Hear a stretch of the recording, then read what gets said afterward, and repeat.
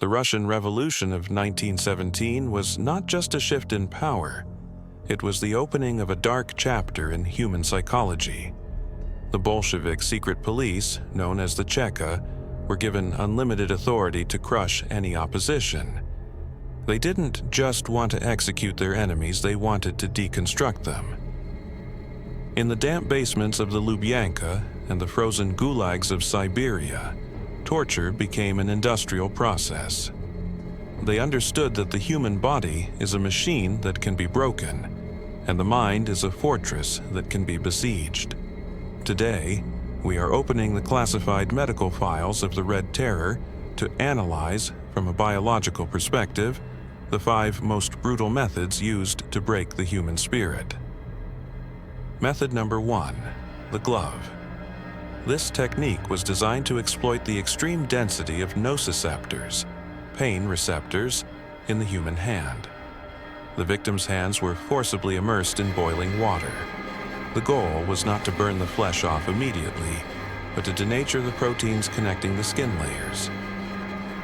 Biologically, the intense heat causes the epidermis to blister and separate completely from the dermis underneath. Once the skin was loose, the torturer would pull it off, intact, like a glove. This left the victim with raw, exposed muscle and nerve endings. Because the nerve endings were not destroyed by fire, but rather exposed to the air, the pain signals sent to the brain were continuous and excruciating, often leading to immediate neurogenic shock and fainting. Number 2 targets our most primal claustrophobia, the coffin. Prisoners were locked inside tight wooden boxes or vertical cells where they could not sit, kneel, or turn around. Sometimes, to accelerate the psychological breakdown, they were locked in with a decomposing corpse. Physiologically, this creates a nightmare scenario. The restricted space prevents full expansion of the lungs, leading to positional asphyxia and hypoventilation. As oxygen levels drop and carbon dioxide builds up in the box, the body enters a state of hypercapnia, triggering panic attacks. If a corpse is present, the inhalation of putrescin and cadaverine gases triggers violent emetic reflexes, vomiting, which, in such a confined space, risks aspiration and suffocation. It is a slow death by bad air and pure terror.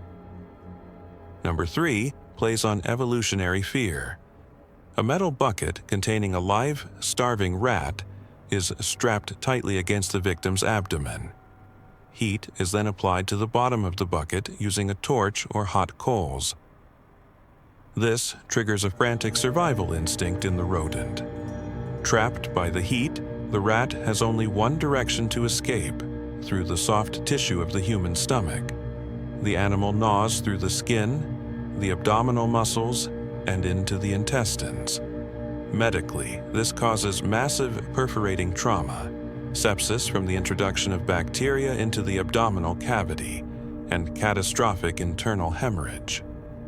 It is a slow, agonizing death where the victim can feel every movement of the intruder inside them. Number 4 disrupts the body's delicate chemical balance, the salt diet. Prisoners were locked in cells and fed nothing but salted fish for days, while being denied any access to water. This induces a condition known as severe hypernatremia. The dangerously high levels of sodium in the bloodstream force water out of the body's cells through osmosis to try and balance the concentration. The most affected organ is the brain. As brain cells shrink from dehydration, they pull away from the skull. This causes tearing of blood vessels, terrifying hallucinations, seizures, and irreversible brain damage. The victim is driven to madness by thirst long before their kidneys fail. Finally, the method that leaves no physical marks but destroys the soul, the conveyor.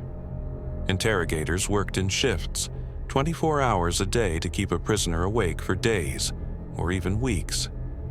If the victim closed their eyes for a second, they were beaten awake. Sleep is a biological imperative.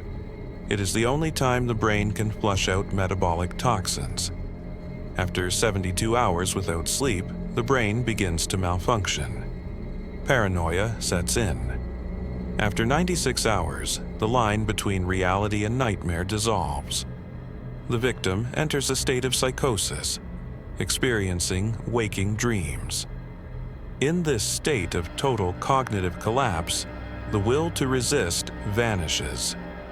A man will confess to crimes he never committed, just for the permission to close his eyes. These were not just punishments, they were experiments in breaking the human machine. This is the Unknown Archives.